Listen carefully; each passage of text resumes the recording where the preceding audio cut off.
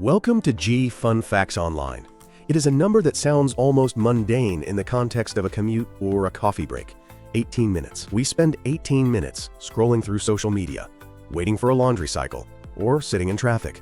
But in the world of nuclear physics, where unstable reactions are usually measured in fractions of a second, 18 minutes is an eternity. It is the difference between a spark and a fire. It is the difference between an experiment and a solution. Today, we are diving deep into a recent event that might just be the most important 18 minutes in the history of energy production. We are talking about the dawn of the star builders. Earlier this year, in January 2025, scientists at the Institute of Plasma Physics of the Chinese Academy of Sciences shattered the world's expectations. Their fusion reactor, the experimental advanced superconducting tokamak, affectionately known as EAST or the artificial sun, did not just flicker into life, it roared. For a staggering 1,056 seconds, the reactor sustained a roiling loop of plasma at temperatures exceeding 100 million degrees Celsius. To put that number into perspective, that is nearly 7 times hotter than the core of our own sun, held stable for a duration long enough to bake a pizza. This achievement is not merely a new entry in the record books, it is the Kitty Hawk moment for fusion energy. After decades of promises that fusion is always 30 years away, the physics of the stars has finally been tamed on a timescale that implies continuous operation is possible. We are no longer just lighting matches in the dark. We have built a lantern that stays lit. So why does this matter? And how did they do it? To understand the magnitude of this achievement, we have to strip away the science fiction and look at the raw engineering of hell. The fundamental challenge of fusion is containment.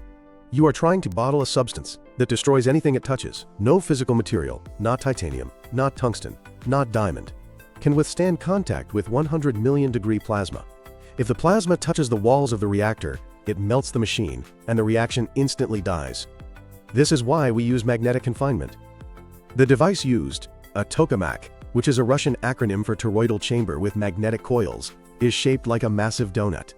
Giant superconducting magnets surround this donut, creating a magnetic field cage. Because the superheated fuel is a plasma, which is an electrically charged gas, it is forced to follow the magnetic field lines, spiraling endlessly around the donut without ever touching the walls. But here is the catch. Plasma is chaotic. It behaves like a bar of soap made of lightning. It wants to twist, bulge, and snap. For years, reactors could only hold this state for milliseconds, then seconds. In 2024, South Korea's KSTAR reactor stunned the world by holding this temperature for 48 seconds. Jumping from 48 seconds to over 17 minutes, or 1,056 seconds, is not just an incremental step. It is a logarithmic leap. This is because of something called thermal equilibrium. In 48 seconds, the components of the machine are still heating up, but by minute 10, the reactor has reached a steady state. The walls, the magnets, and the diverters are fully heat-soaked. If the machine survives 18 minutes, it proves it can likely survive 18 hours or 18 days, provided the engineering holds. This run by EAST proved that we can control edge-localized modes, or ELMs. Think of these as violent bursts of energy, acting like solar flares inside the reactor. If you don't control them, they destroy the walls. The recent success demonstrated that AI-driven magnetic control systems can react faster than the plasma can destabilize, effectively juggling that bar of lightning for nearly 20 minutes. Now, let's talk about the heat. Why 100 million degrees? Our sun fuses hydrogen at a relatively cool 15 million degrees. It can do this because it has immense gravitational pressure to crush atoms together. On Earth, we don't have that gravity, so we have to compensate with extreme heat. At 100 million degrees, the atomic nuclei of deuterium and tritium are stripped of their electrons and slam into each other with enough force to overcome their natural magnetic repulsion. They fuse into helium and release a burst of energy. The fuel for this reaction is fascinating in itself. We use deuterium and tritium. Deuterium is a stable isotope of hydrogen found abundantly in seawater. A single gallon of seawater contains enough deuterium to equal the energy of 300 gallons of gasoline. Tritium is a radioactive isotope with 2 neutrons. It is rare in nature but can be bred from lithium. When these two fuse, they produce a helium nucleus, a high-energy neutron, and pure energy. The helium remains in the plasma to keep it hot, while the neutron, having no charge, escapes the magnetic cage and slams into the reactor walls. This kinetic energy is captured as heat to drive steam turbines, generating electricity. But handling that heat brings us to the unsung hero of this breakthrough, the diverter. Located at the bottom of the donut, the diverter acts as the exhaust pipe for the reactor. It is where waste helium and excess heat are siphoned off. For decades, reactors used carbon tiles because carbon resists heat well.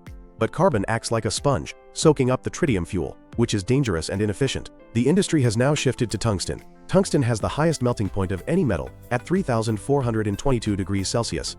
The problem is that tungsten is brittle. If it melts, it contaminates the plasma instantly, causing a radiative collapse. The 18-minute run proved that new manufacturing techniques have created tungsten tiles, capable of withstanding heat fluxes of 10 to 20 megawatts per square meter. That is comparable to the heat load on a spacecraft re-entering the atmosphere, but sustained continuously rather than for a few minutes.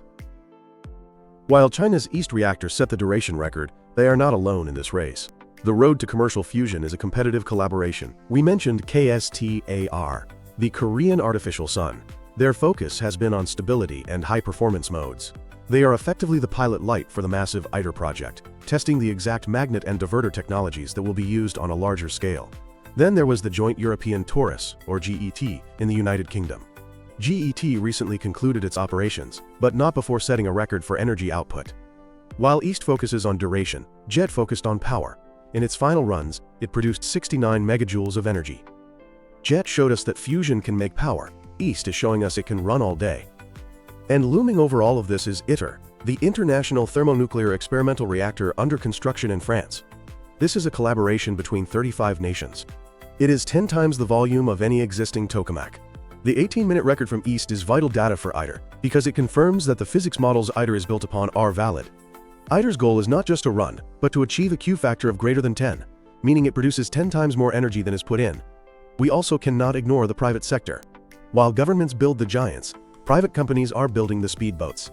Companies like Commonwealth Fusion Systems are spinning out of MIT, building compact reactors using new high-temperature superconducting tapes.